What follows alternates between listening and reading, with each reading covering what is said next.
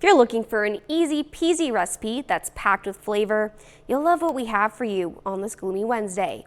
Today, Howard shows us how to make a dish that's sure to please an easy peasy pea salad in the Mr. Food Test Kitchen. You know, there are three things I look forward to every spring: tulips popping up, replacing my sweatshirts with golf shirts, and getting my hands on the first crop of spring peas. Let me tell you, there's nothing like spring peas fresh off the vine. And whether you eat them as is or toss them in a salad like we're making today, you can't miss.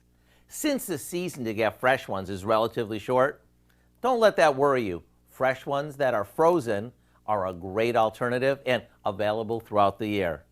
To make my favorite spring salad, all we do is combine some mayo with a little milk, a bit of sugar, and some salt and pepper. After that's mixed well, we toss in a good amount of freshly blanched spring peas or frozen peas that we've thawed and drained, along with some cooked and crumbled bacon, a cup or so of diced cheddar cheese, and some chopped red onion. You know, it really doesn't get any easier than this. This salad is as fitting with grilled fish as it is with fried chicken or a big burger. What makes it so addictive is the combination of flavors. The peas give it its freshness, the bacon its smokiness, and the cheese its creaminess. To get the recipe for our easy peasy pea salad, all you have to do is visit our website.